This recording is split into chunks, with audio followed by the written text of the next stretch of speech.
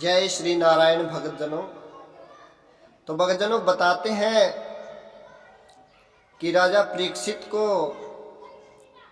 श्रृंगी ऋषि ने, जो समीक ऋषि के पुत्र थे, उन्होंने राजा को श्राप दे दिया कि आपने मेरे पिता के गले में जो मरा हुआ सर्प डाला है, तो आज से मैं आपको श्राप देता हूँ कि आज से 7वें दिन आपको तक्षक नाग के काटने से आपकी मृत्यु हो जाएगी। ऐसा श्राप श्रृंगी ऋषि ने उनको दे दिया। अब बताते हैं कि जब राजा अपने महल में जाते हैं, वहाँ जाकर के अपना मुकुट उतारते हैं, तो उनको सारी घटना याद आ जाती है कि आज मैंने बहुत बड़ा पाप कर दिया, एक ऋषि के गले में मरा हुआ सर्प जो डाल दिया। उनको बाद में जो समीक ऋषि थे, उनको इस बात का पता चलता है,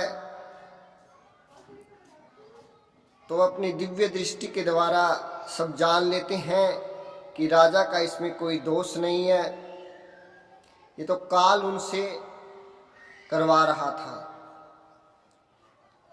वो काल के चक्कर में फंस करके उन्होंने ऐसा कार्य किया, वरना ये वो काम नहीं करते। तो जब इस बात का पता उनको लगता है समीक ऋषि को कि उनके पुत्र ने राजा परीक्षित को श्राप दे दिया कि आज से तक्षक नाग 7वें दिन तक्षक नाग के काटने से राजा परीक्षित की मृत्यु हो जाएगी, तो समीक ऋषि राजमहल में जाते हैं और राजा से मिलते हैं और उनको इस बात के बारे में बताते हैं कि मेरे पुत्र ने आपको श्राप दे दिया, लेकिन मैंने जो देखा उसमें आपका कोई दोष नहीं है, ये सब काल ने आपसे करवाया है। तो उन्होंने जब वो मुकुट उतार करके रखा, तो उनको भी ये घटना याद आ जाती है कि मैंने बहुत बड़ा पाप कर दिया। वो ऋषि के चरणों में पड़ जाते हैं कि हे ऋषिगण, मुझे क्षमा करें, मुझसे बहुत बड़ा पाप हो गया। अब देखिए विडंबना ये है कि राजा परीक्षित ने अपने जीवन के अंदर एक ही पाप किया और उनको उस पाप का पश्चाताप हो गया कि मैंने बहुत बड़ा पाप कर दिया।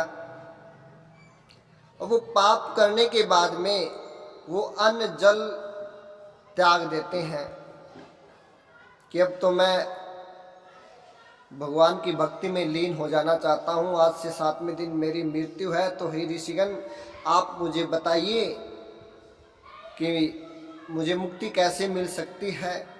कहते हैं कि जिस व्यक्ति ने पाप किया हो उस व्यक्ति को यमदूत मारते हुए ले जाते हैं।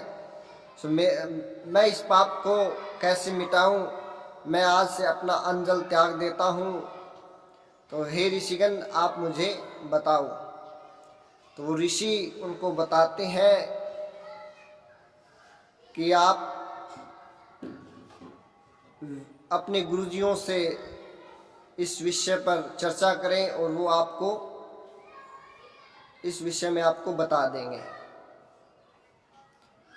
तो राजा परीक्षित जी अपने गुरुजियों के पास जाते हैं, उनसे सलाह करते हैं कि मेरे से ये जो पाप हो गया, अब इससे छुटकारा कैसे मिलेगा, और मुझे हे भगवान मुझे ये बताइए कि कैसे मुझे मुक्ति मिलेगी और कैसे मैं आगे इस पाप से मुक्त हो जाऊंगा। हे मेरे गुरुवर, मुझको अपनी शरण में लो, ऐसा वो अपने गुरु जी से कहते हैं।